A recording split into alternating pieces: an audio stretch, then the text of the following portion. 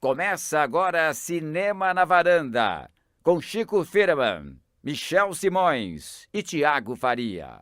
Varandeiras e varandeiros, começando na Cinema na Varanda, eu sou o Michel Simões, episódio de hoje número 133, Herói em Casa Não Faz Milagre, Chico Firman, Thiago Faria. Cris Lume. Hey. Muito bem. É isso aí. Herói em Casa Não Faz Milagre, quer dizer que a gente vai falar de Os Incríveis. Tem uma ligação óbvia, né, praticamente. Quem não fez uma conexão, né? Até porque hoje em dia não tem mais filme de herói, né? Então resgataram os Nossa. heróis agora nesse filme, Os Incríveis. Tava 14 precisando, anos tava depois. precisando fazer uma animação de herói porque não tem herói no cinema, Thiago? Tava precisando, a gente que tava bom. querendo isso. Que bom. Os Incríveis 2, 14 anos depois do primeiro Os Incríveis. Surpreendente, né? Demora, o tempo que demorou. Novamente dirigido e escrito pelo Brad Bird. Também vamos falar sobre os melhores filmes do semestre. Fazer aquele resumão, né? Aquelas pessoas que passaram 6 meses aí com pouco tempo pra ir ao cinema vão poder descobrir quais são os filmes obrigatórios que deviam ter visto, é isso? Segundo cada um de nós. Ou vão discordar da gente totalmente, faz parte. É isso aí. Segundo cada um de nós. Antes do Cantinho do Ouvinte, eu queria só dizer que a partir dessa semana também estamos no YouTube. No YouTube. Só que sem imagens, só com áudios. Do podcast vai estar também mais um veículo para as pessoas ouvirem, quem tem Mais mais um facilidade, canal. mais um canal. Só áudio, que pena, né, Michel? Pensei que você ia aparecer lá pra falar com nossos seguidores, ensinar tutoriais. Nós vamos pedir para você fazer a abertura. Tá bom. Deixa pra lá, ele ficou encabulado. E a gente pode fazer também, pedir para as pessoas que ouvem o Cinema da Varanda criarem animações para poder deixar rolando lá Preencher, é enquanto... isso? Belo concurso cultural, Chico, que eu não sei se alguém vai querer participar, mas faça sua animação para ilustrar os episódios do Cinema na Varanda. Que dure entre 60 e 100 minutos, 2 horas. Exatamente, a duração é super variável. Não, gente, pode durar qualquer duração. A gente vai só no looping. Looping, É. muito bem. Estaremos no YouTube, mas... Pode durar qualquer duração. que É idiota. maravilhoso. Também ritmo de Copa, né? Tá valendo. É. Aqui está meio rouco, acho que gritou muito pelo Japão, né? É, Pois não- é. Mas E você gritou pelo Brasil? Eu gritei pelo Brasil, claro, sempre. Então, agora... Sofreu muito, Chico Firman. Não. Nem deu bola, né, pro jogo. Não, dei sim. E inclusive dei pro Japão também. Eu fiquei muito empolgado com aqueles 2-0 iniciais do Japão, que depois viraram aquela coisa. Mas o Thiago, que é da geração videogame, vai falar que a Bélgica merecia ganhar, né? Pois é, né? É isso. É isso. Vamos, chega de Copa. Vamos, God of War. Aqui é cinema. E aí tem aquele momento, né, Chico? Tem um momento chamado Cantinho do Ouvinte. Com o Thiago Faria. Cantinho do Ouvinte dessa semana trouxe discussões profundas sobre Filosóficas. temas que a gente discutiu na semana passada, quando trouxemos o Guga, Gustavo Joseph, Mordomo Eugênio e muitos outros codinomes Codinomes, que ele né? usa. E foi um episódio muito legal, e recomendo que vocês ouçam, foi super divertido, profundo, temas ali Não, prementes, O né? Guga já abriu imitando um som do filme que já, pra mim, já É, aquele início foi foi a maravilhoso. sacada já. Então nós falamos sobre Hereditário na semana passada e também sobre um tema que aí repercutiu na internet, todo mundo quis falar sobre, que é o tal do filme viado. Filme viado, onde vocês tiraram isso? Enfim, o Chico tem Eu? todo um estudo sobre isso, que ele está desenvolvendo uma enciclopédia, talvez, um CD-ROM, Escrevendo um livro, alguma CD-ROM, coisa. Nossa, foi longe agora, hein? Mas aí o Vitor Almeida, que foi a pessoa que trouxe esse assunto, O grande culpado. ele comentou, ele adorou o episódio, disse que tá gargalhando com o momento em que a gente falou sobre esse assunto, vocês são hilários, estou rindo até virar purpurina. E ele lembrou que o Chico falou sobre esse assunto porque a gente estava comentando o Amante Duplo, do François Ozon, e ele fez uma referência ao filme Os Amantes Passageiros, do Almodóvar, e daí veio a discussão sobre esse assunto. E o Vitor Almeida, ele falou o seguinte, que ele já assistia a muito filme viado sem saber que era filme viado. Seria intuição? Depois desse episódio eu vou começar a pensar que quase todos os filmes que vi eram filmes viado. E ele disse também que quando ele via a Noviça Rebelde, agora eu entendo porque toda vez que eu via uma montanha eu queria subir dançando e cantando.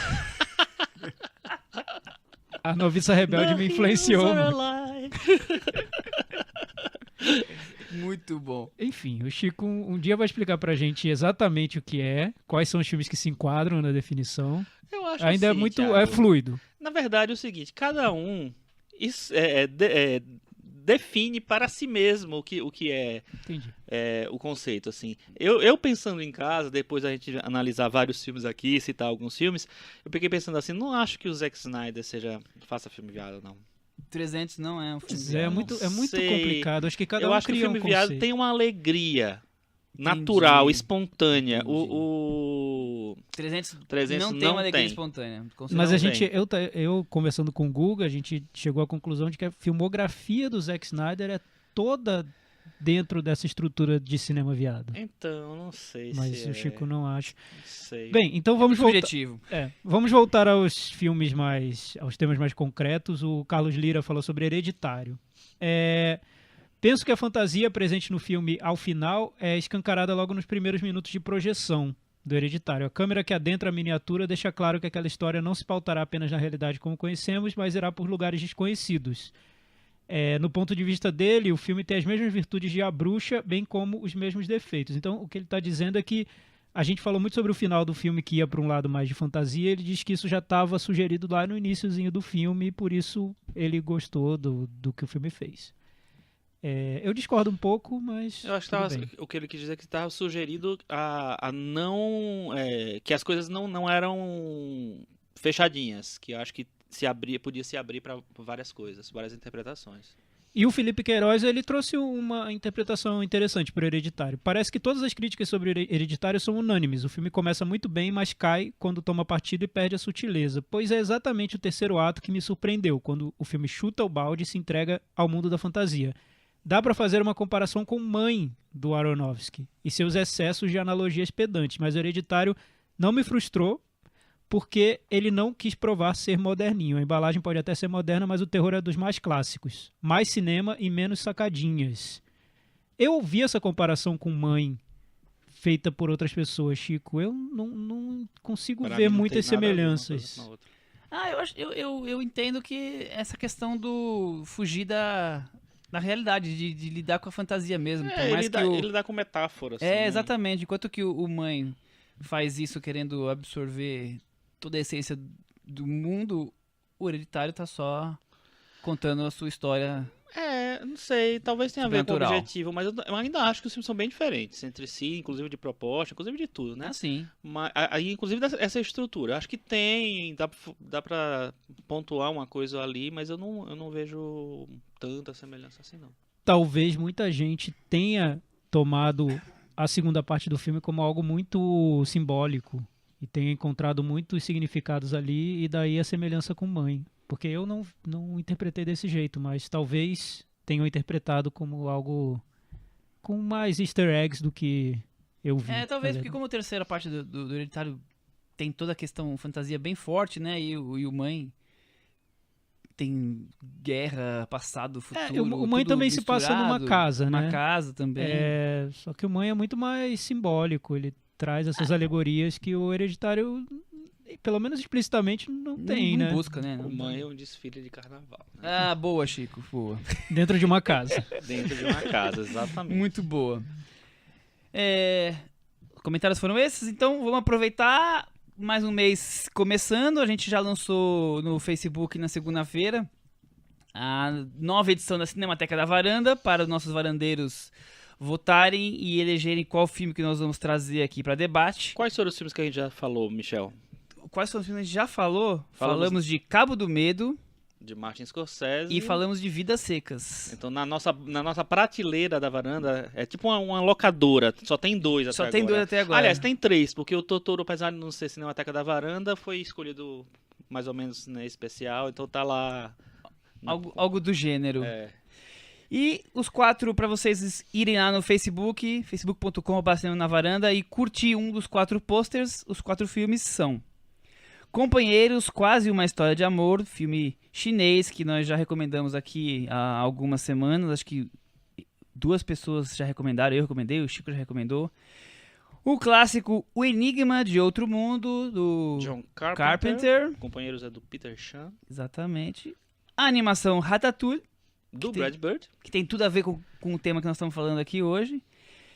E já que estamos na Copa do Mundo, época de esportes, encontramos um filme de esportes que é Rocky, o Lutador, porque filme de futebol nenhum merece esse destaque todo. Do John Então, G. Avildsen. Trazemos Ganhador o Rocky do Balboa pra discussão. Vamos aguardar aí qual filme os varandeiros se Então, interessarão mais. Pixar, a gente tem Stallone, a gente tem cinema chinês e a gente tem... Sci-fi de horror. Sci-fi de horror do Carpenter. Dos anos Muito bom. 80. Tem pra todo mundo. Então. Tá bem misturado, hein, Thiago? Vem pra varanda você também. Vamos então falar do filme da semana, Os Incríveis, dirigido por Brad Bird. Brad Bird tem uma carreira curiosa, né? Ele começou nas animações, depois... Ele continuou nas animações. E agora voltou depois de... Não sei se ele teve muito sucesso nos filmes live action. O que você acha, Thiago, da carreira dele? E Pois essa é, passagem o curioso e volta? dele, pra mim, é que há muito tempo, desde quando ele fazia animações, ele falava muito que ele não via diferenças entre o cinema de animação e de live action. E quando você assiste as animações dele, isso fica um pouco claro. Parece que ele dirigia filmes de animação sem Como se subestimar fosse com o atores, trabalho dele. Ele fazia filmes pensando em disputar ali atenções com filmes de live action, sem nenhum problema. Os Incríveis é um exemplo, que é um filme de super-herói nos padrões de um filme com atores desse mesmo gênero. Ratatouille é outro, e o primeiro filme dele de animação, Gigante de Ferro, também. Maravilhoso. Quando ele foi, então, para os live actions, não foi uma transição marcante, claro, né, com o diretor de animação sair para fazer filme com atores, mas, na verdade, ele já fazia filmes com muitas ambições e que poderiam ter sido filmes de live action também. Ele não vê muita distinção entre as coisas, ele gosta muito de falar sobre isso, aliás. Ele fez o Missão Impossível, Protocolo Fantasma, que foi bem, fez sucesso, mas depois ele foi para um projeto ainda mais ambicioso, que foi o Tomorrowland, e aí ele deu com os burros na água e foi um fracasso retumbante, né? Daí a gente entende porque ele volta também para as animações agora com Os Incríveis 2, que para ele é terreno muito mais seguro, né? Voltar para um filme casa, dele, né? que fez grande sucesso, ganhou o Oscar de melhor animação e também de edição de som, eu acho. Ganhou 2 Oscars. E agora ele retorna a esse universo da Pixar. E aí, Chico, você tem que falar sobre Brad Bird? Eu não acho Tomorrowland tão ruim, mas eu acho que ele podia ser melhor.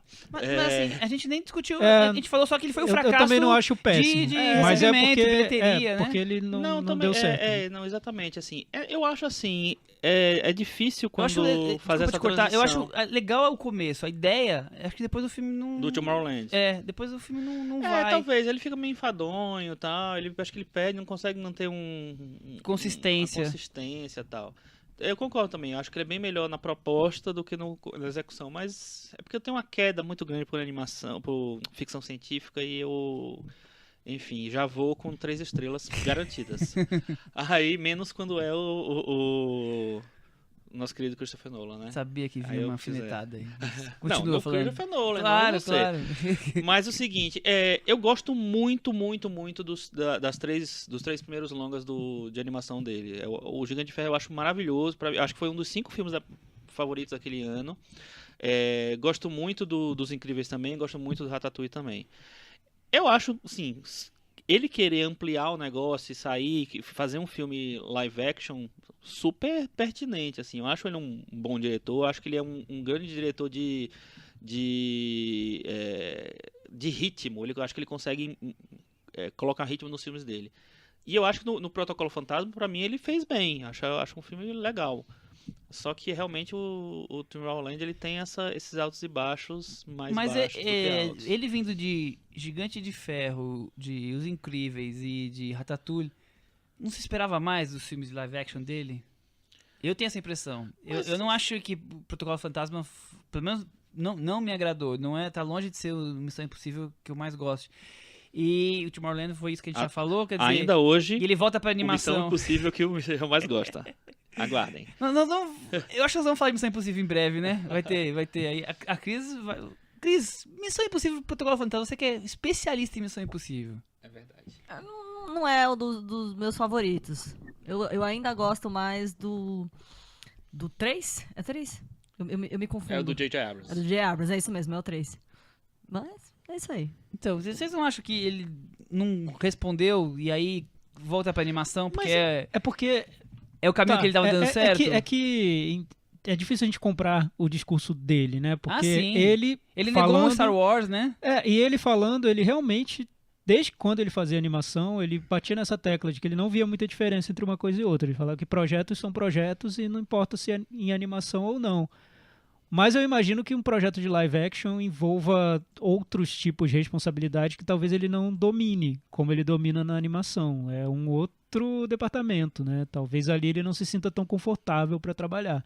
Mas no quesito desenvolvimento do projeto, eu acho que ele desenvolve com mais ou menos o mesmo escopo, um filme de animação e um filme live action.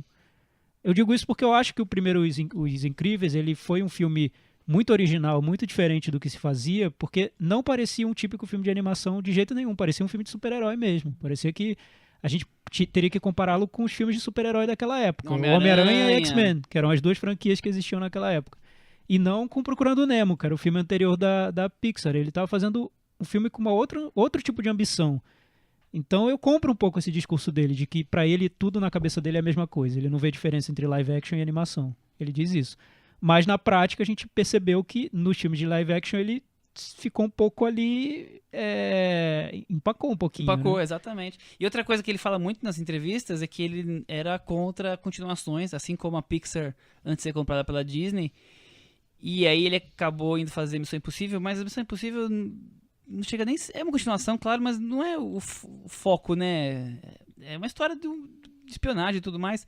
E ele foi fazer Tomorrowland porque era uma história original. E agora ele acaba voltando pra animação. E além de tudo de voltar, ele volta pra continuar uma história que ele mesmo já tinha feito. Quer dizer, ele acaba tendo que se render, pelo menos na minha visão, as coisas, a voltar pra onde ele tinha dado certo e a voltar a fazer a continuação do que ele já fez. Pois Então, é. mas eu não acho que só o fato dele ter voltado, não acho que ele foi porque fracassou no live action. Na verdade, eu não tinha grande expectativa dele no coisa. Eu tinha expectativa porque eu gosto dos filmes do Brad Bird. Então, isso me faz... Mas assim, de ser tipo um salto, ele fazer um grande filme porque ele passou da animação, que teoricamente é a coisa menor, talvez. Para menor, tô falando assim, de uma maneira geral, as pessoas enxergam a A animação indústria vê como algo Isso, menor, né? como Isso. menor, exatamente. Boa. Eu não vejo. Eu tenho uma visão, acho que parecida com a dele nesse sentido. Acho eu que não vejo. acho que a gente aqui tem, né? Eu também não vejo. de A gente jeito falou nenhum que é sobre, a menor. gente fez um episódio sobre Totoro e, né, tá Exatamente, acima de tantos outros filmes que a gente já viu, já comentou. Enfim. E Acima da maioria. A né? gente Então, não faz essa distinção, mas, por exemplo, o Oscar faz, claramente. Né? Senão não teria uma... Tem uma categoria específica que é muito difícil você Uma ver animação uma ser animação chegando ao patamar dos melhores filmes do ano. Então, a indústria tem essa divisão. Não, Existe. eu acho. E então, mas aí eu assim, eu não sei. Será que se eles fizessem uma quarta animação depois, um quarto longo de animação depois do Ratatouille, não seria também um filme que não seria tão interessante quanto os outros três? Porque pra mim os três anteriores deles são incríveis, né? Outro trocadilho. E acham filmes bem diferentes entre si.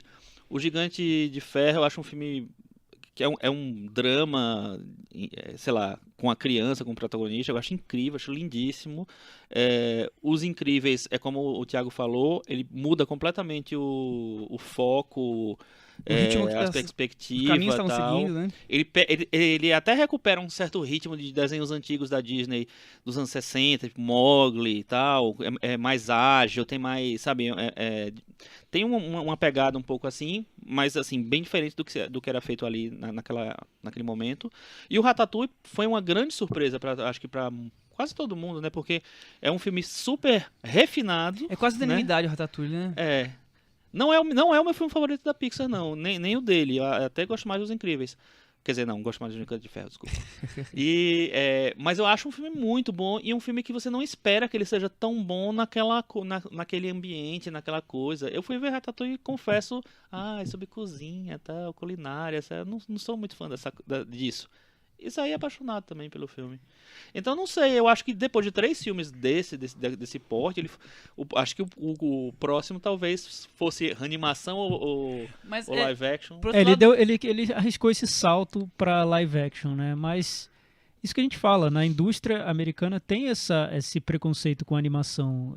Talvez não tivesse chegado um projeto pra ele tão original quanto as animações que ele tinha essa permissão pra fazer. Ou ele não conseguiu entregar, né? Porque, por outro lado, eu fico pensando, qual outro diretor de animação que foi fazer live action em Hollywood? Então, teve um da Pixar, o Andrew Stanton, acho. O Andrew Stanton fez um filme de ficção científica que muita gente gosta e eu agora perdi o nome da minha cabeça. Eu não gostei muito, ele tem muita influência de Star Wars, enfim... Porque, assim, é difícil de acontecer, né? O Brad Bird, pra mim, é um destaque por conta disso, porque ele foi buscar o espaço dele, chegou a ser cogitado pra fazer Star Wars, quer dizer, ele tava ali entre os diretores de entretenimento importantes. Não, ele fez um filme que todo mundo detesta, não é que não é eu adoro esse filme. Tem gente que adora, ele virou que é o John Carter. Ele virou um pouco cult. O John Carter. Mas também foi... Se a gente comparar... E o cara do Wall-E, né? Se a gente comparar o que seria, entre aspas, o fracasso de Tomorrowland, esse fracasso do Andrew Stanton foi uma hecatombe. Foi um fracasso nuclear, sabe? Porque muita gente odeia esse filme. E ele saiu, bateu, voltou pra animação. Então é outro exemplo de um diretor de animação da Pixar, dessa geração. Que tentou e teve que voltar. Que tentou e voltou. Mas, mal comparando, porque não é animação e live action, é documentário e filme de ficção.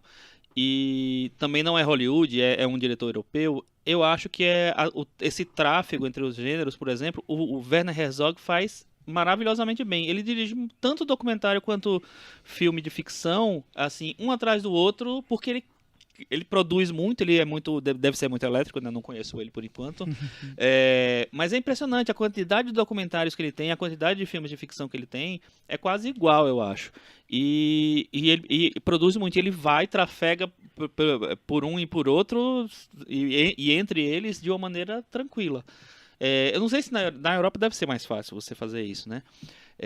Mas eu ainda acho mais curioso trafegar entre animação e live action. Porque eu não consigo lembrar de um caso em que isso tenha funcionado. Mas eu não consigo lembrar de nenhum diretor de animação que virou um diretor também de live action e fincou. Ou que trafegou. Mas se a gente pensa que ser diretor de live action é uma promoção para um diretor de animação, que é tipo um cara meio mais café com leite, aí fica estranho. Se o sistema entende assim, talvez entenda mesmo, fica realmente difícil você sair. Porque o que eu acho também é que assim, os diretores de animação geralmente têm uma coisa mais de artista mesmo.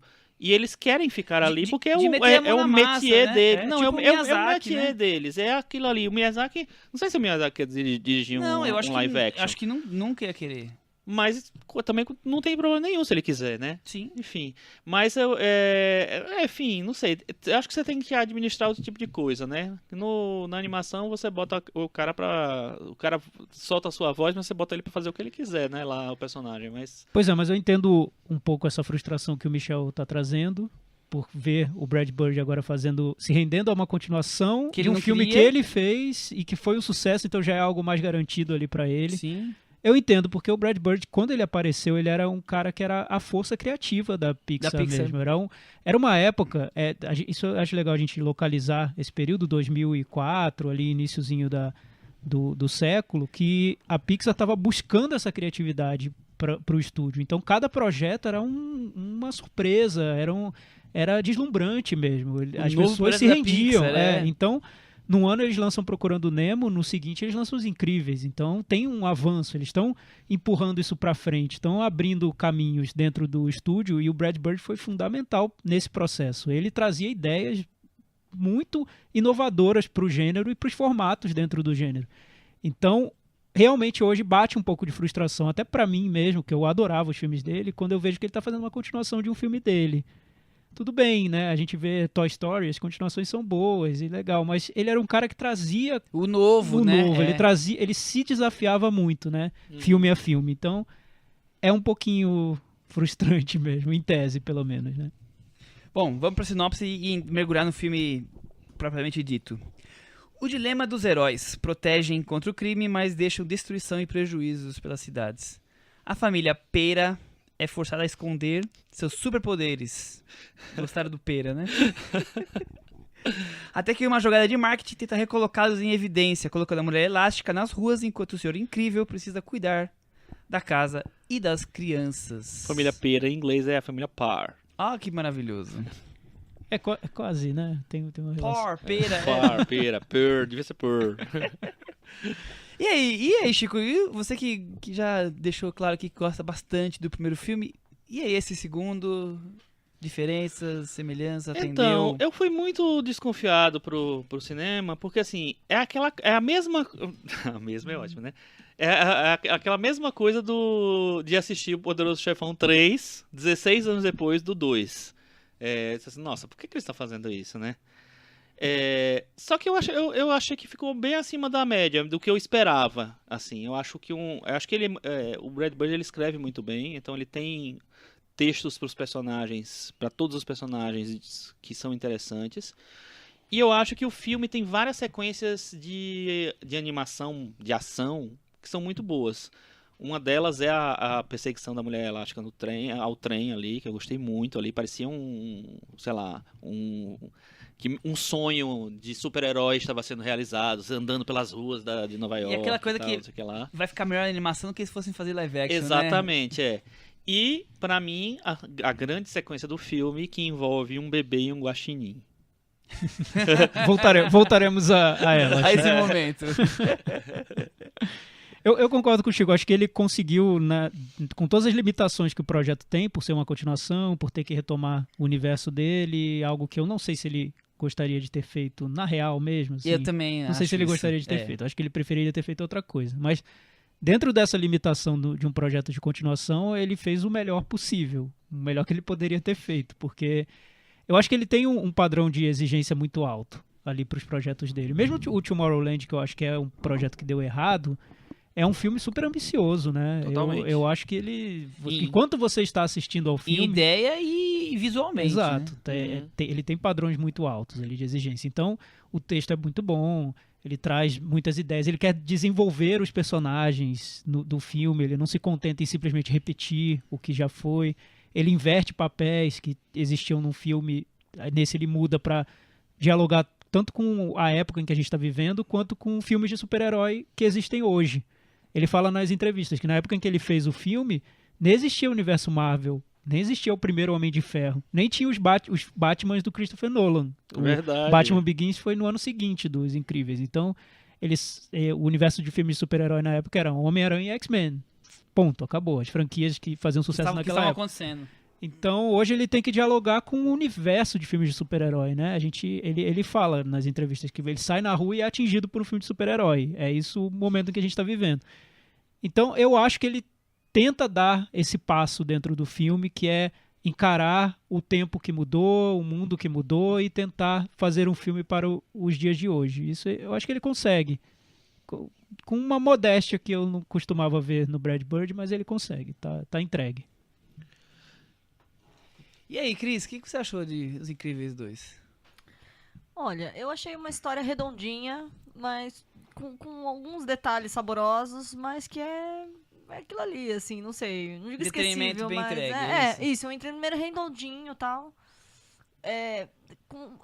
Tem uma cena ali que eu gosto em termos de animação, que é uma cena de luta da Mulher Elástica com o grande vilão, enfim, sem dar spoilers, e que muda um pouco a animação ali, o estilo, mas poucas coisas ficaram na minha memória. Talvez a dublagem do Evaristo Costa. Aproveitando que a Cris tá aí já falando, eu gostei da ideia de colocar, que tá tão discutido, e falamos disso tanto no podcast, mulheres em destaque. Tá aí, a Mulher Elástica é a herói do filme, enquanto que o marido fica em casa cuidando da família, né? A heroína, desculpa. É a heroína. Então, Cris, é isso? Nisso o Brad Bird tá dialogando com...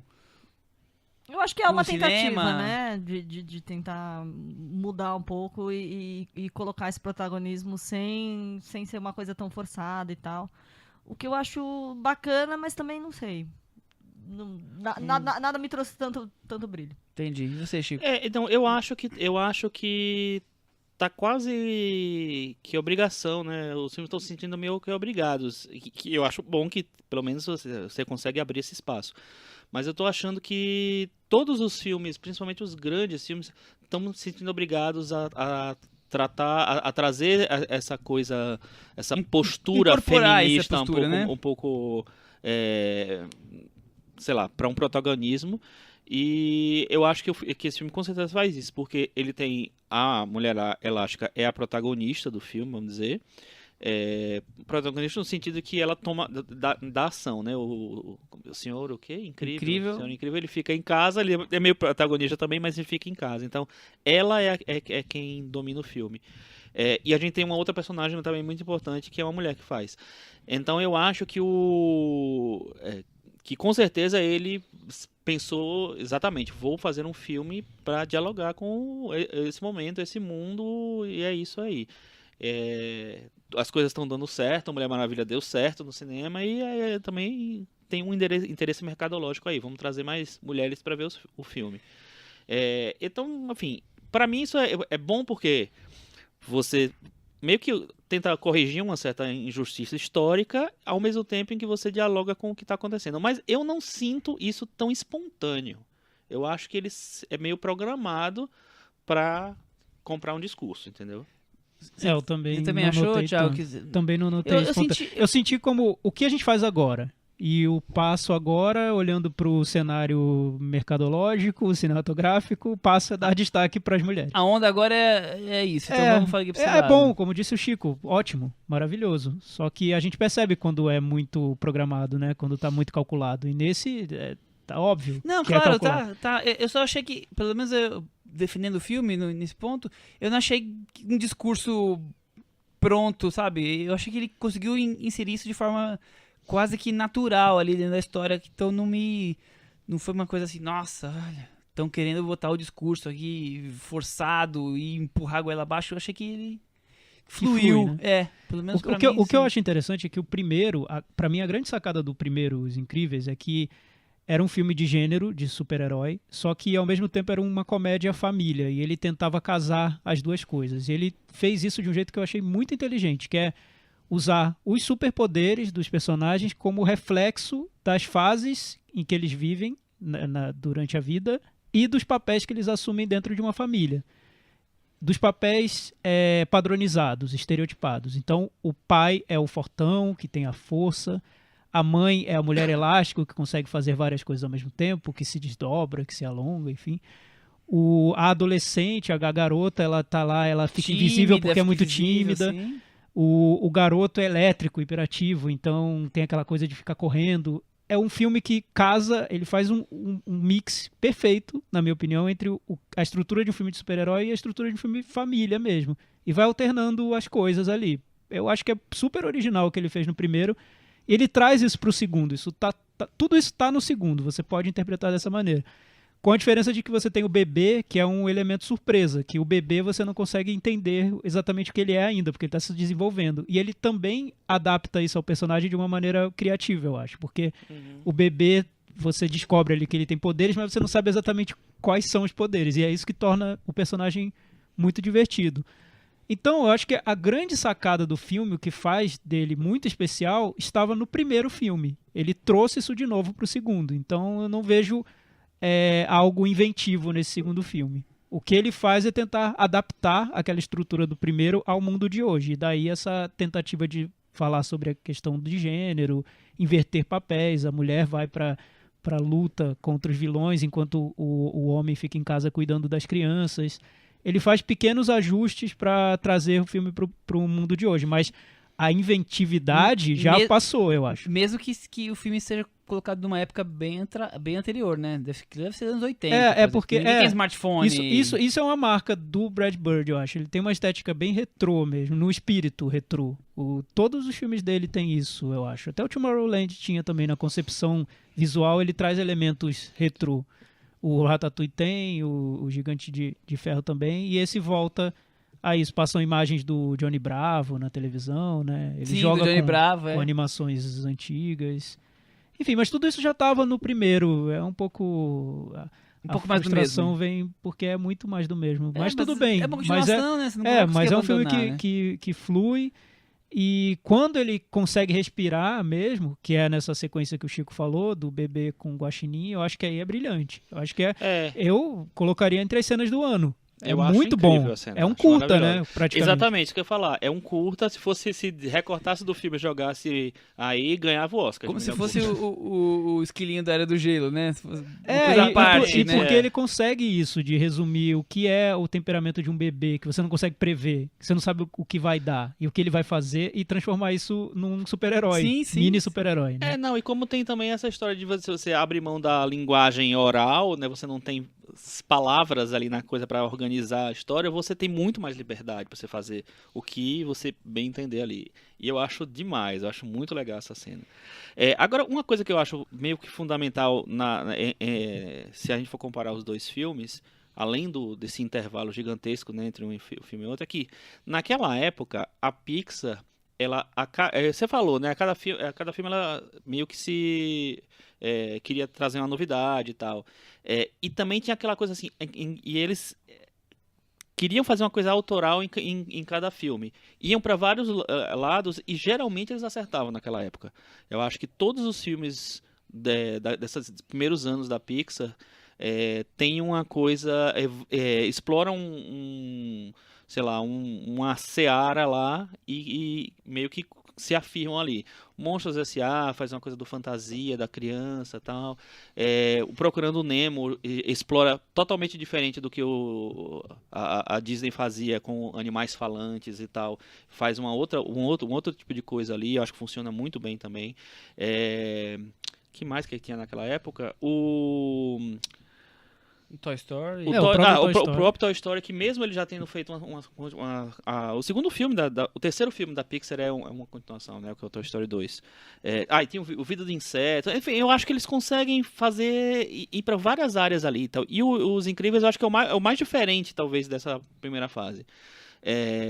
E hoje, eu acho que a Pixar tá com uma super crise criativa ou de comando mesmo, porque os filmes, assim, às vezes ele vem com um Divertidamente, que é né, mais fora da casinha, que faz sei lá, um filme totalmente original, diferente, bonito e tal. Mas aí, olha os últimos filmes da Pixar. O Bom Dinossauro, Procurando Dory, Carros 3, aí veio o Coco, que saiu um pouco mais, fez uma coisa mais pé no chão, e agora Os Incríveis. Ou seja, Mas é aquela coisa que a gente já falou outras vezes, essa mistura Disney com Pixar que a Disney vai contaminando a criatividade da Pixar, né? E vai acabar minando um pouco isso, pelo menos na Tem minha muitas visão. concessões hoje, né? Concessões Concessões comerciais. Carro né? 2, carro 3, você tem que fazer continuações, porque vende bonequinho, porque Então dá talvez bilheteria. eu acho que Os Incríveis 2 sirva pro Brad Bird se recolocar ali nesse universo, e o próximo filme ele vai dar um novo salto, não sei. Mas por outro lado, que eu tô aqui criticando, porque eu esperava muito dele, eu sempre espero muito dele, mas eu acho que é um filme muito prazeroso de se ver, né? Demais. E ele tem isso que o Chico falou. Não tem aquela barriga, ele vai bem... E é um filme longo, né? Tem Tem 1 2 2 horas e... 1 hora e 58. 58. Isso aí. E o Chico falou que ele flui, né? O filme ele tem um ritmo sob controle. Você nota que tem um diretor ali muito experiente, muito no comando do filme. Nada sai do lugar, mesmo sendo um filme que tem essa ambição toda de ser longo, de ser um filme de super-herói, né? Que vai ficar de igual para igual com os filmes da Marvel. Até nisso eu acho que ele tem coisas negativas no meu ponto de vista, porque as cenas de ação são super longas, tem uma cena, um ato final que é super exagerado, enfim. Mas acho que ele quer fazer um filme pro público que vê filmes da Marvel hoje, né? Sim, e ele consegue fazer isso de fazer uma cena de ação, aí migra pra casa pra ter bastante humor, fora os dramas familiares, aí volta pra uma nova cena de ação, quer dizer, esse ritmo ele encaixa bem, né? O Brad Bird consegue dominar isso. E tem esses momentos de respirar e criar e ser surpreendente. São poucos nesse filme, mas quando eles aparecem, a gente fica ali com esperança nesse cinema mais de entretenimento mais mecânico, né? Como eu acho, no meu ponto de vista, que foi o que se tornou os filmes de super-herói mesmo, né? tinha uma época, ele me remete a essa época do Homem-Aranha 2, que o Homem-Aranha 2 saiu no mesmo ano dos Incríveis, que tinha essa liberdade para o diretor fazer cenas criativas e bem-humoradas, surpreendentes dentro de um filme de super-herói. Hoje eu não vejo tanto essa liberdade, não. O Homem-Aranha 2 tem pra mim a melhor cena de um filme de super-herói de todos os tempos, que é a cena do Homem-Aranha sem a máscara no metrô. Pois é, não, acho que o Homem-Aranha 2 tem Maravilhoso. a cena do Raindrops Keep Falling on My Head, que também tá ali dentro do filme, é um curta-metragem dentro do filme. A cena de terror dentro que o Sam Raimi faz ali, que acho que é no hospital, que também é super criativo e imprevisto, né? O Homem-Aranha 2 é de 2004 e em 2003 o X-Men 2, que eu também acho um exemplo Maravilhoso. muito bom Um dos de filme de melhores filmes de super-herói. super-heróis. Maravilhoso. Então era uma época Aquela ali cena de... Casa Branca no começo é sensacional. Era uma época de muita criação dentro desse gênero, e aí em 2005 veio Batman Begins, e lá em 2008 o Homem de Ferro. Então eu fico lembrando, me acostumei muito com esses filmes de super-herói mais criativos, o Homem-Aranha 2, o próprio Os Incríveis, o X-Men 2, então talvez por isso, pra mim, esses filmes da Marvel não tenham provocado esse impacto que eles provocaram em muita gente, de uma geração que estava aparecendo ali, estava começando a se interessar por filmes de super-herói. Eu já achei filmes ok, assim, não me empolguei tanto assim. Mas Os Incríveis 2 me remeteu a essa época, então foi um pouco... Eu que nem sou tão nostálgico assim, eu fiquei, que legal era aquela época, olha, uma coisa criativa, bem-humorada dentro de um filme de super-herói, enfim. Ô Cris, e a dublagem? Eu, a Cris e o Chico vimos o filme dublado, o Thiago viu legendado, então o Thiago não vai poder comentar. Essa dublagem que faz brincadeira com a Raul Gil, que... já tá virando típico, né? Na gírias verdade, brasileiras. tá vindo isso, acho que da Netflix e da própria, dessa cultura da legendagem amadora, né? Que vem de alguns anos aqui, que as pessoas já inserem gracinhas nas legendas, né? No próprio... A gente viu recentemente, acho que pelo menos eu que vi o Unbreakable Kim Schmidt, o Twin Peaks, todos tinham pequenas brincadeiras que tem a ver com o universo Brasil e não necessariamente com... E aí eu acho que isso foi incorporado pela dublagem. Eu acho que você é mais antigo, Cris, porque lembra de Chaves Acapulco que virou Guarujá? Tem a história do filme do Pelé, né? Não, mas por exemplo, no Twin Peaks tem uma cena da nossa gloriosa aqui, esqueci, da Diane falando de coxinhas. Então, assim, tem dos bem coxinhas. Lembrado. Esse bando de coxinhas. Esse bando de coxinha. Então, acho que tem a ver com as gírias, né? Porque eu acho que antes tinha uma adaptação geográfica e tal. Como Mas eu acho isso tão ruim. Só fazendo Então, eu não sei se é... Porque não sei. a gente Tenho não vai dúvida. incluir... Não vai... Qual é a função disso? Cris, me explique. Você que é expert em legendagem e dublagem. É só fazer uma fanfarrice graça, né? mesmo. Mas Tirar tira- meme, me aí tira- o povo dá print, Cris, coloca, isso entendeu? me tira do filme. Total, É a né? legendagem ou a dublagem que me tira do filme. Tá Mas- fazendo um mas- desserviço horrível pro filme. Thiago, Se eu fosse diretor, eu processaria. tira Eu jogava você um do processo. filme, mas provavelmente inclui várias pessoas do Mas filme. que pessoas são essas? Pessoas que assistem Os Incríveis 2. Eu acho o seguinte, assim, no geral, eu não me incomodo de ver animação assim, mais comercial dublada, porque eu acho que a dublagem brasileira é boa. Sim. É bem boa. Só que tem isso, assim, tem várias nuances, várias brincadeiras que existem no texto original, sei lá, no conceito dos personagens original, que se perdem quando você traduz. E aí eu acho que a ideia é compensar essa coisa com outro...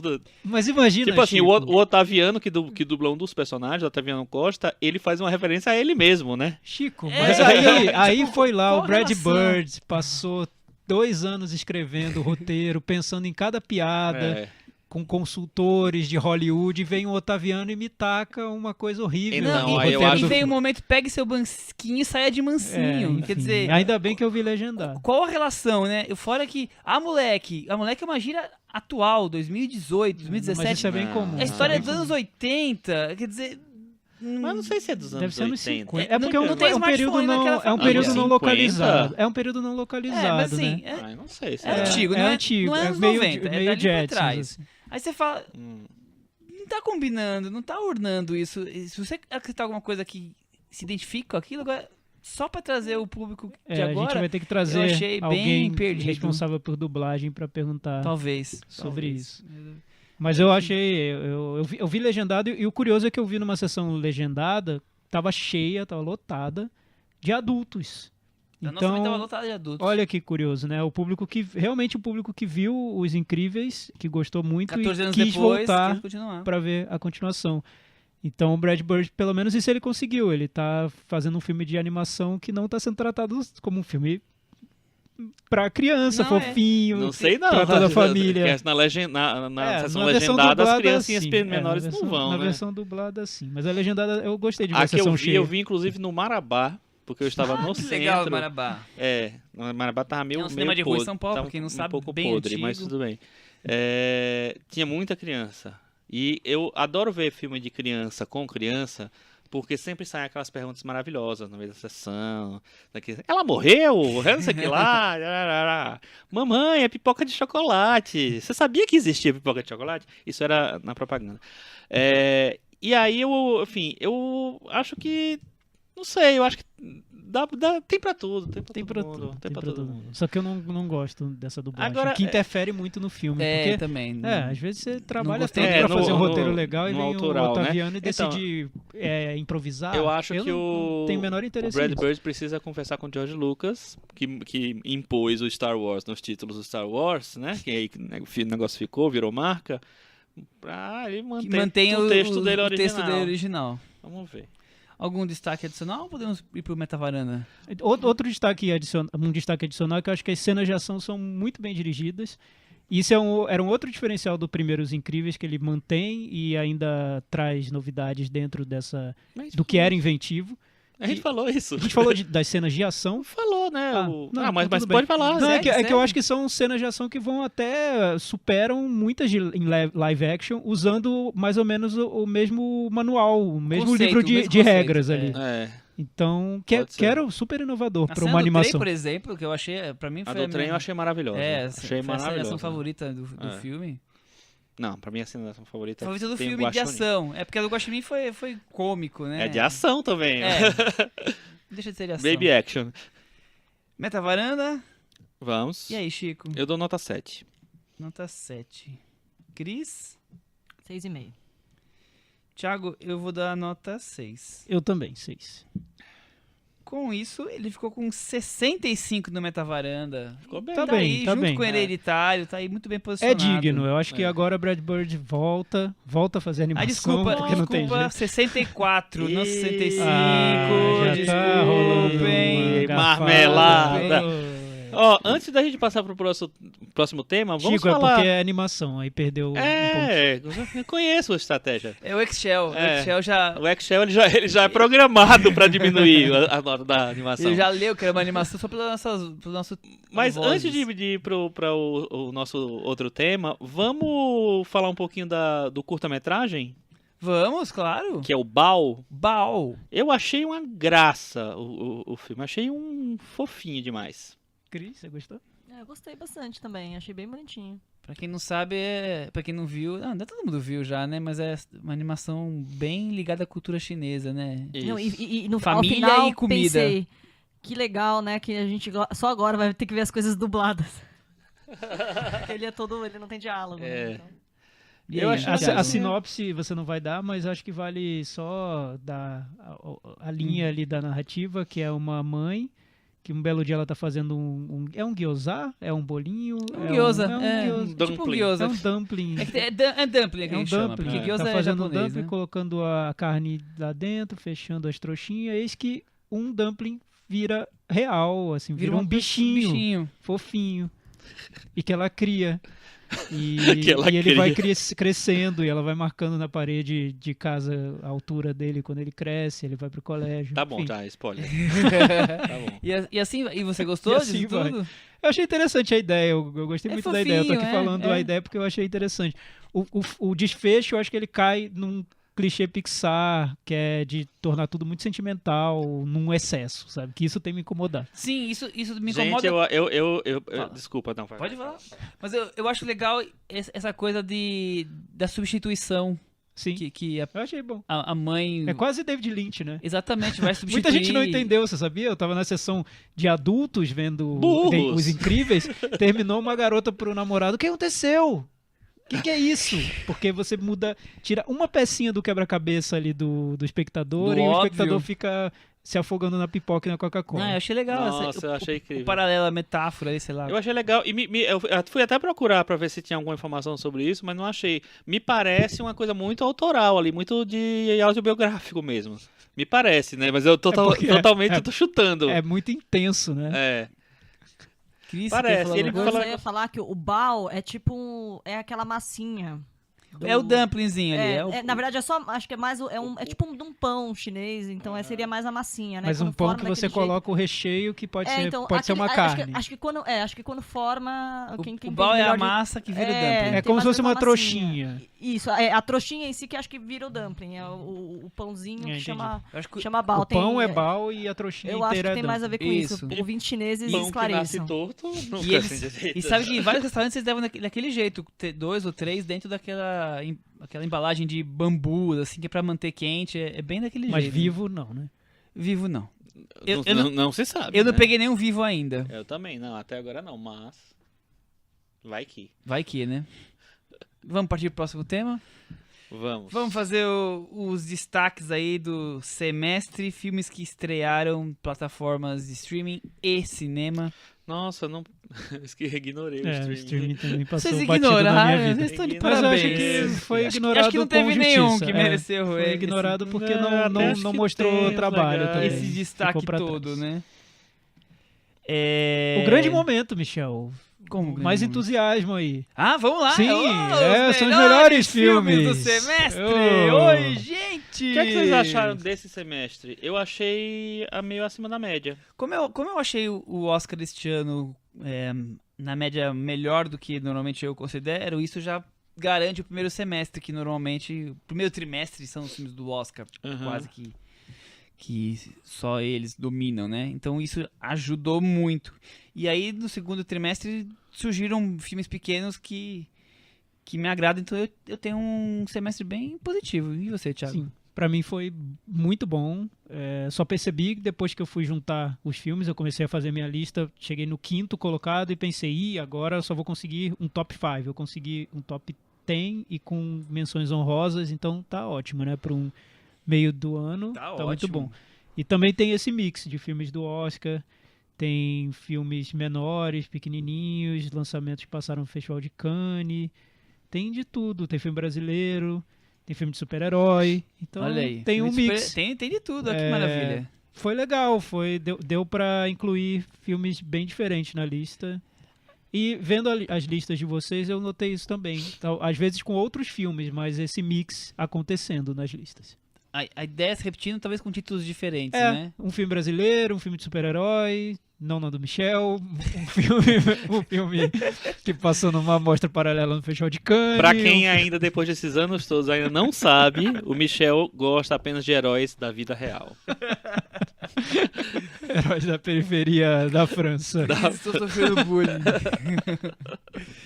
Vocês acharam que... Porque nós estamos aqui já na metade do momento dos blockbusters nos Estados Unidos, né? Os Summer Movies tá sendo... atendendo as expectativas. Eu tô achando tão fraco este ano, repercussão.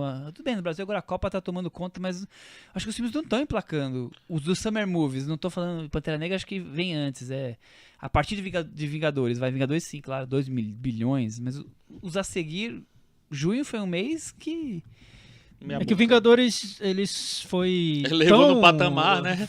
Foi tão mega que os outros Pantera Negra também, né? palideceram. Foi mega, né? Esse sim. Pantera Negra que o Michel disse, foi fora dessa temporada Foi, padrão, né? exatamente, Ah, tá. não entraria. Começaria nos Vingadores e começaria vai nos até Vingadores. até É que acho que final o de Vingadores agosto. jogou um padrão tão alto que... É E os porque outros decepcionaram também. O Han Solo, por exemplo, era um decepcionou. grande filme. O 8 Mulheres e um Segredo, que eu nem cheguei a ver, mas naufragou. O próprio Jurassic World não foi tão Jurassic bem World de também crítica. naufragou, quer Achei dizer... Mas de fraco. bilheteria tá indo, Tá indo. viu? Os Incríveis 2 Não, agora... tá indo, ele tá parece indo. que tem um Pixar, potencial. Com certeza, vai Não, ter- Os Incríveis 2 já é, nos Estados Unidos, o terceiro maior bilheteria do ano. Primeiro o Pantera Negra, ainda o Pantera Negra nos Estados Unidos, depois o Vingadores, depois os Incríveis. E o Deadpool em quarto.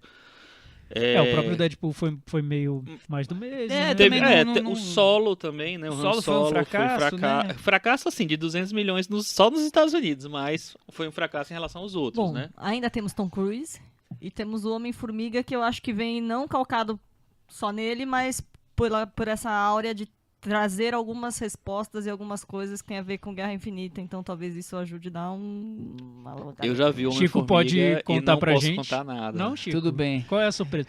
É que tem... Não Como é tem. que Você, fala? gente você não. gosta do primeiro Homem-Formiga? Gosto, acho simpático. Então, o segundo Homem-Formiga é bem nessa pegada. Ah, que bom. Eu quero saber especificamente sobre a segunda ou terceira cena pós-crédito. A segunda... Abriu o a jogo segunda, pra gente, Não Chico? tem, não Não tem. tem? Não tem terceira.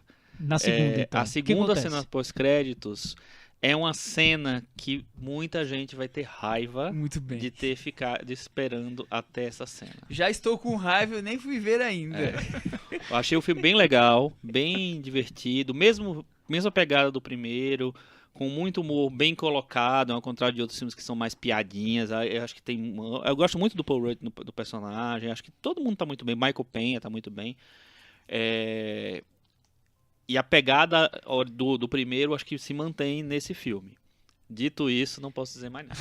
Bem, mas assim, tirando Missão Impossível, eu não consigo imaginar um filme aí em julho de impacto de blockbuster que vá... Eu tô vendo aqui. E eu nem acho chacoalhar. que assim, claro, Nem pode, Missão pode Impossível, virar eu um não tô sucesso de achando, bilheteria, mas sim. eu acho que Missão Impossível é uma série já, né? Não, e Missão já joga Impossível. joga pros surpreendendo, fãs, né? joga pros E fãs. Missão Impossível, ele sempre rende bilheteria, mas não rende mega bilheteria, não, né?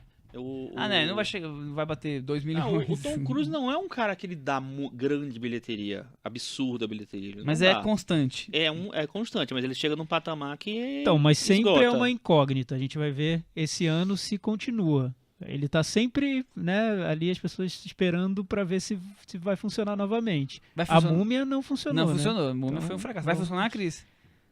Vai. O maior fã de Tom Cruise na varanda. Vamos aos melhores, então? Vamos aos melhores. Tiago, quais foram os seus destaques do semestre? Então, como eu falava, tem filmes do Oscar, tem filmes mais populares e tudo, e tem filmes bem pequenos. Eu acho que a gente concordou nas nossas listas que o Trama Fantasma do Paul Thomas Anderson foi um dos destaques do ano. Com certeza, na lista dos 4 ele está citado, então Trama Fantasma é Então tá. o destaque maior aí, acho. Como a gente faz? De ordem decrescente? A gente já debateu, a gente nunca chega a uma conclusão exatamente. Então, acho que você podia fazer a sua, aí eu falo a minha, o Chico faz Tá a bom, dele tudo bem. A gente faz e 10, na Varanda Awards a gente faz o ano completo e A pronto. gente faz os 10 de cada um, os 5, 10, os 1000, 5. os 39. Não, eu vou citar então rapidamente, sem entrar Ok. em detalhes. O 10º lugar seria o Me Chame Pelo Seu Nome, que é um filme que eu tenho algumas reservas, mas eu acho que ele tá muito acima da média, principalmente da média ali do Oscar que ele concorreu. No lugar, Pantera Negra, vocês sabem que eu gosto muito dele. 8º lugar, As Boas Maneiras, o filme brasileiro. Tem um episódio bem recente que a gente gravou e só elogios, a gente também Vale defende muito a pena assistir, depois ouvir. com unhas afiadas e dentes afiados. 7º lugar, O Amante de um Dia, do Felipe Garrel, também falamos por aqui. Todos esses a gente falou por aqui, quer dizer, alguns. Lady Bird, em 6º lugar. 5º lugar, A Câmara de Claire, do Hong Sang-soo. 4º lugar, Deixa a Luz do Sol Entrar, da Claire Denis. 3º lugar, Antes que Tudo Desapareça, do Kiyoshi Kurosawa. Esses tem aqui na varanda também, o 3º e o 4º. 2º lugar, o Projeto Flórida, que é um filme que me surpreendeu demais. Ainda hoje ele me surpreende, porque quando eu fui fazer essa lista eu não conseguia tirá-lo do 2º lugar, mesmo tendo Kiyoshi Kurosawa, Hong Sang-soo, Claire Denis. O Projeto Flórida ficou lá em cima. Não eu saiu gosto muito dali. dele, ficou uma lembrança muito boa dele. Eu tenho que rever, mas por Ele também enquanto cresceu na minha. eu adoro esse filme. E em primeiro lugar, o Trama Fantasma mesmo. Eu acho que é um Paul filme Thomas que também Anderson, cresce muito na minha memória. Preciso rever também. Mas a lembrança que eu tenho dele é muito boa. Cris, você tem alguns títulos iguais, diferentes? Não sei se gente já debateu todos os filmes, né? Acho que vai acabar sendo muito mais um não, registro assim, do que debater todos. Pra mim ficou essa impressão que o primeiro semestre é sempre salvo pelas escolhas do Oscar, assim. Então, ficaram um ou outro filme dos blockbusters e basicamente o que ganhou do Oscar. Vou fazer só o meu top 5 aqui pra ir mais rápido. Boas Maneiras, Pantera Negra, Lady Bird, Trama Fantasma, A Forma d'Água. Em ordem decrescente da Cris também. E aí, Chico? Os meus, os que estão em nono e décimo, na verdade, tinha vários outros que podiam estar ali, mas eu peguei esses que eu achei mais significativos. Um filme que eu gosto muito, que é o Com Amor, Simon, ficou em décimo. Por várias questões, eu acho que ele abre possibilidades para um cinema LGBT mais... Chico fez uma bela defesa sobre o filme também, quem puxando quiser tudo. ouvir no episódio que ele é destacado. Exatamente. Tem O Rei, do Nail Zatalak, que é um filme que me surpreendeu pela estética, pela proposta do filme, um filme mais conceitual. Se tem um filme pequeno, Thiago, nas nossas listas, esse filme chama-se Rei, viu? Que tá O filme chileno passando, inclusive, no ainda no IMS. né? Então, no Instituto Moreira Salles, quem quiser, se estiver em São Paulo, quiser dar uma chance, vale a pena, eu acho, pelo menos.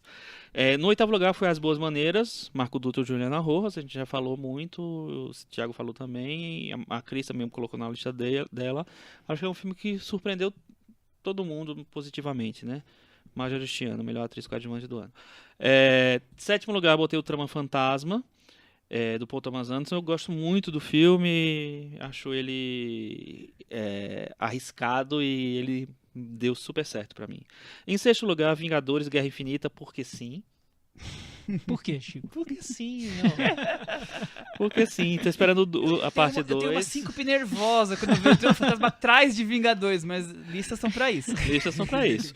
Em quinto lugar, mas aí, olha quem tá em quinto. Amante por um Dia, do Felipe Garrel. Então, deixa eu colocar aqui na minha cabeça, Vingadores é maior que Trama Fantasma, mas é menor Mas que pede Amante para o por... Felipe Garrel, exatamente.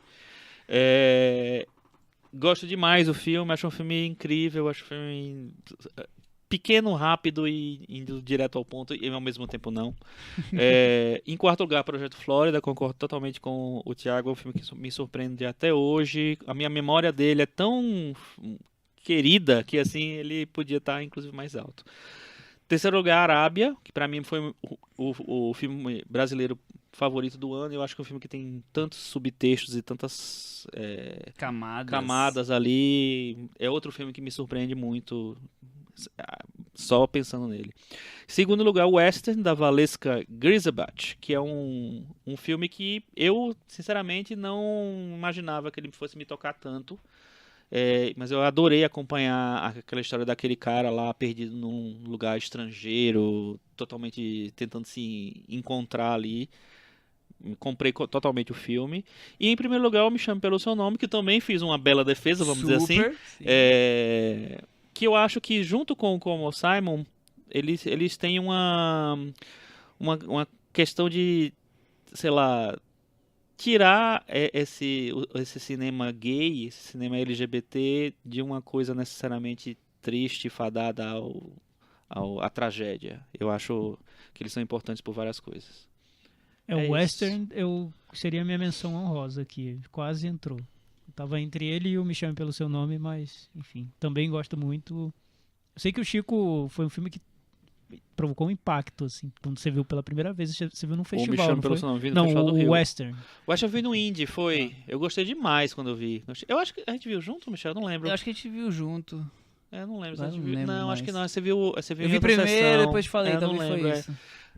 Mas eu fiquei bem impactado, assim, e é um filme difícil de ver. Eu não sei se, por exemplo, se eu veria de novo agora. Talvez mais pra frente. Por exemplo, é um filme que eu indico pra poucas pessoas, assim, um não é um filme filme que pra eu- qualquer É um filme pra árido, qualquer é um gosto. filme- Eu é um acho que filme- a gente disse isso quando a gente falou sobre ele, né? Que não é um filme que a gente recomendaria pra todo mundo. De jeito nenhum. Você tem que ter uma disposição pro filme. E tem um ritmo, né, que tem gente que aprecia esse tipo de ritmo e boa parte do público morre de tédio, né?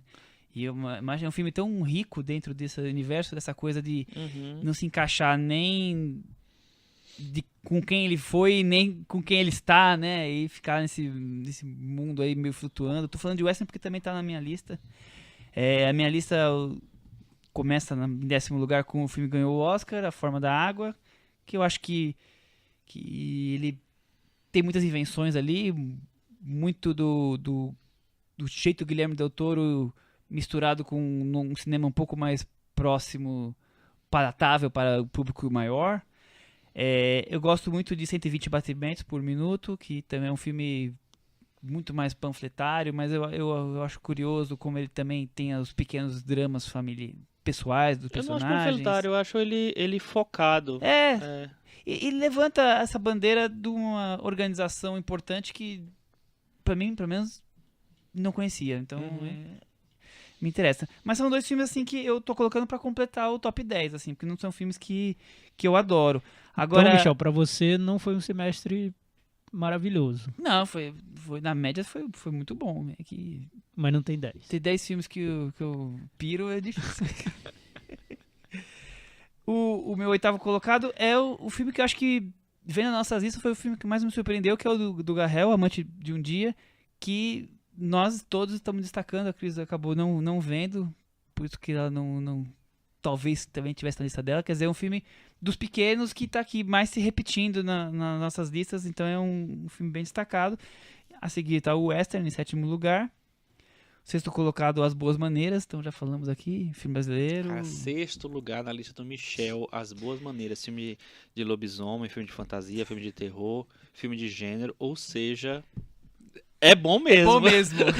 E no fundo, Chico, um grande drama social. É Não, mas verdade, é verdade. tem Thiago, que você ter. leu tudo agora. Tem que ter uma coisinha política ali, senão eu não vou ver tantas qualidades assim. O 5º colocado, Projeto Flórida, que Sean Baker é um cineasta que vem me surpreendendo a cada filme. Projeto Flórida, acho que é o ápice dele, acima de Tangerine. Ele, cada filme, vem trazendo novas maneiras de contar histórias. 4º colocado, Me Chame Pelo Seu Nome, que eu acho que tem... Vocês já falaram bastante, mas é o filme que mexe com você, se você se envolver ali. O 3º colocado meu é bem polêmico, 3 Anúncios para um Crime. Eu adoro a forma com que ele faz o debate, por mais que tenha personagens discutíveis, formas, caminhos para onde o filme vai, mas eu gosto muito das metáforas que ele faz em retratar essa América do Trump. 2º colocado, o filme Visage Village, por mais que tenha o JR, tenha a Nevardá, e eu adoro como eles invadem o dia a dia comum das pessoas francesas que estão fora dos holofotes e trazem para elas para uma arte meio abstrata, meio plástica. Você sabe que eu vi um ancestral do Visage Village? Ah, é? Depois que você terminar, Termina com um drama fantasma, que é Paul Thomas Anderson o Village Village foi o num 2. dos seus momentos mais sublimes. Eu acho um filme espetacular. Então um dia a gente tem que trazer o Paul Thomas Anderson pra varanda, porque ele é o que une todo mundo, né? Ele é o elo perdido aqui da varanda. É o que deixa a gente unido, né? É isso. PTA. Ele e mais algumas coisas, né? Tem um filme da Agne Varda, acho que no final dos anos 70, ela foi para os Estados Unidos, para Los Angeles, e ela fez uns filmes lá. Um deles se chama Murmurs, que é Muros, que é basicamente ela indo, passando por Venice Beach, por Santa Mônica, sei lá, e vendo os murais, as coisas pintadas nas paredes, descobrindo os artistas e contando a história daquelas coisas. Ou seja, é Visage Village 35 anos antes, na Califórnia. Então, sem e a mala. sem o JR. Oh, meu Olha que Deus. coisa maravilhosa. Aí eu quero ver, obra-prima, né? né? Aí Obra-prima. vamos exibir. Vamos exibir esse filme. Não tem ela. Ela não aparece. Ou se aparece muito pouco. Mas assim, é muito mais ela narrando. E ela narrando é maravilhoso, né? Aquela voz da Agne Varda, a vovozinha. Então ela narra, esse né? aí é o maravilhosa. filme que a gente quer pra Esse gente, é muito né, legal. Sem procurem. mala. Sem mala. Sem carregar o mala com você pra viagem. Você falou da sua menção honrosa, que foi o Western, né? Eu falei, né? Tinha vários filmes que podiam entrar ali entre 9 e 10. E um deles é um filme brasileiro que eu não tive chance de falar aqui. Eu acho que eu não tive chance de falar aqui. Que eu me surpreendi muito. Eu achei um filme muito bonito chamado Para Ter Onde Ir. É de uma diretora paraense. Primeiro filme dela, chamada Jorane Castro. O filme passou uma semana só em São Paulo, no Cine Sesc. Depois saiu. Infelizmente não teve As pessoas não viram, passou de tarde Passou no despercebido. cinema, passou despercebido. Mas é um filme que eu acho tão delicado e tão... São 3 mulheres indo pra uma viagem, indo pra um interior lá, do Pará. E é um filme tão conectado com vários cinemas novos que estão acontecendo agora, sabe? Em termos de linguagem, em termos de imagem e tal. Eu acho, de discurso, eu achei muito legal. O filme me surpreendeu bastante. Infelizmente, ele saiu muito rápido. Se ele entrar em streaming aí, para ter onde ir. Vejam. Muito bem. Então tá aí várias opções de filmes destacados desse ano pra vocês correrem atrás ou acho que já Ou correram. correndo na frente. Ou pra concordar e discordar, debater com a gente, Teve comentem. até gente já mandando listas de melhores. O Carlos Lira no Twitter já Já enviou trouxe a dele. primeira, Olha, Carlos Lira, Ele foi rápido, né? Antes do homem à episódio, frente do seu ele tempo. O já Carlos Lila é o cara. fez a dele. Então, olha, a sugestão nossa é que vocês entrem lá no nosso blog, cinemanavaranda.com, e deixem a lista de melhores filmes do semestre. Quais foram os filmes favoritos? Se a gente tiver muitas listas, quem sabe a gente pode até fazer um mix. A escolha dos ouvintes, talvez. Pode ser, se tiver uma lista, uma quantidade grande. Mas critiquem a gente, Mas eu queria saber qual é o elogiem, primeiro do Carlos concordem. Lira. Eu tô tentando Vamos encontrar, lá, e já vamos lá. vou achar, daqui a pouquinho eu acho. O primeiro dele é Trama Fantasma. Olha. Carlos Lira é um varandeiro. O segundo dele horário. é Custódia, que foi um filme que ainda não estreou, porque ele tá à frente do tempo. Que ele viu no Varilux. Mas vai estrear nos próximos dias, né? Mas são os melhores do semestre. Semestre. Terceiro lugar, 3 Anúncios para um Crime. O quarto, Hereditário. Quinto, Me Chame Pelo Seu Nome. Sexto, Bom Comportamento, que só estreou lá em Belém esse ano. Sétimo, Nos Vemos no Paraíso, que é outro filme do Varilux, que só vai estrear daqui a pouco. 8, Antes que Tudo Desapareça, que eu não sabia que ele tinha gostado. 9º lugar, Projeto Flórida. 10º, O Destino de uma Nação. Então esse é o top 10 do Carlos Lira. Envie o seu lá no nosso blog cinemanavaranda.com, ou no Facebook, ou no Twitter, onde vocês preferirem. Queremos saber a opinião de vocês. Vamos para as recomendações? Vamos para recomendações. Comece com você, que eu não tô tentando lembrar o que é que eu ia recomendar. Eu vou recomendar um filme russo, Ah, que é pra abrir os trabalhos já assim, né? Com esse... Tá em ritmo de Copa, Em né? ritmo de Copa, a Rússia tá aí, né? Ganhando da Espanha, tá entre as 8 melhores seleções. A então- gente vê por que eles fazem filmes tão alegres, porque é um povo alegre, feliz, tá bebendo, cantando, né? Imagino que você vai recomendar uma comédia. Não. Tá. Eu vou recomendar a cinebiografia do escritor Dolatov, Dovlatov, que é um filme que se destacou em Berlim e é dirigido pelo Alexei German Jr., que já tinha feito sobre nuvens elétricas. que eu gosto muito Eu desse. gosto muito, eu gosto bastante desse, que é um filme bem tradicional, contando a biografia do escritor que não consegue ter sucesso, né? E acaba tendo que trabalhar como jornalista, fazendo um tipo de matéria que não o interessam, porque ele não consegue ser publicado como escritor. E mostra bastante essa coisa da dificuldade da liberdade de imprensa dentro de um regime totalitário como era o da época dele. Ele só ficou famoso depois que morreu, então é curioso. Mais um dos Ele só personagens publicou no exílio, né? E só ficou famoso depois que morreu. Então eu gosto muito da fotografia, principalmente das cenas de plano sequência aqui dentro de festas ou acompanhando algumas gravações em que ele ia lá como repórter. Eu acho o filme muito bonito visualmente. Eu gostei do filme. Talvez se eu tivesse um pouquinho mais de conhecimento de literatura russa ia ser muito mais rico, porque fala-se muito de personagens, autores, e ali são nomes pra mim, infelizmente. Eu gosto do filme. Eu fiquei um pouco frustrado porque eu gosto muito do Sob Nuvens Elétricas, que é um filme muito mais experimental, vamos dizer assim, né, em linguagem, em imagem e tal. Acho ele muito mais experimental. Então eu esperava uma coisa que fosse um pouco mais desafiadora. E ele é mais tradicional, vamos dizer assim.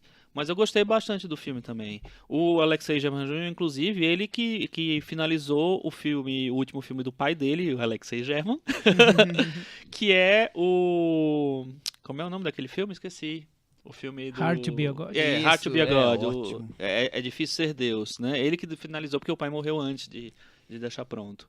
Que é um filme bem incrível, assim. Também não é um filme pra ver muitas vezes na vida. Principalmente comendo, tá? É Péssima ideia. difícil, bem difícil. Eu vou recomendar um filme que o Chico me recomendou. Oh! E eu vi, eu recomendo mais por curiosidade e por elogiar a existência do filme, Já porque eu acho que é um pensei filme qual é. com muitos problemas, mas por ele existir já é super incrível mesmo. Eu gostei muito de ter visto o projeto sendo realizado. Não sei se eu tô sendo claro, mas é porque o filme tem sim. problemas. Chama O Nó do Diabo, é um filme de terror paraibano, foi exibido no Festival de Brasília do ano passado. É um filme Passou em no Olhar de episódios. Cinema agora Passou no também. Olhar de Cinema. É um filme em episódios, são 5 episódios de terror sobre a escravidão. É mais ou menos um filme sobre... Seria o mal-estar da escravidão. Porque a escravidão tá lá nesses 5 episódios, só que nem sempre de uma maneira explícita. Alguns sim, outros não. A grande sacada do projeto é que são 5 episódios. O primeiro e o último são dirigidos pela mesma pessoa, que é o Ramon Porto Mota. Super talentoso diretor. Acho que ele tem um futuro... Se o país der para ele esse futuro, ele vai saber aproveitar. Não sei se vai acontecer. Mas ele é bem talentoso no que ele está fazendo. A ideia do filme é... Tem uma linha do tempo que une esses episódios. São 4 diretores e uma linha do tempo. O primeiro episódio se passa em 2018 e os episódios seguintes vão se passando em tempos do passado. O segundo é nos anos 80, o terceiro já é no início do século 20, o quarto já vai para o século 19, enfim, dá pulos, saltos no tempo, Não tem sequência cronológica. mas tratando de um mesmo assunto. Ele E vai muito- cada vez mais entrando, voltando no Voltando tempo, no indo tipo, ao fundo, né? Vamos dizer assim. A E- ideia seria essa. Mas o que tem também em comum é que ele trata muito mais sobre o que a escravidão deixa como fantasma, como espectro e como essa sensação de algo que passou por ali e deixou um legado negativo do que a escravidão concreta mesmo. E quando ele faz isso, que isso ele faz muito no primeiro episódio, que é do Ramon, e no último que ele também dirige, é bem legal. O primeiro episódio eu gostei. Eu acho que é um curta ali muito bem resolvido sobre como você filmar o Brasil de hoje, meio que pontuado por um passado que ainda deixa uma sensação de mal-estar no país. Então ele faz isso de um jeito bem digno, com pouquíssimos recursos, tentando fazer um filme de terror, mas um filme de terror muito contemporâneo, mais nessa linha do terror psicológico, da atmosfera e não do susto.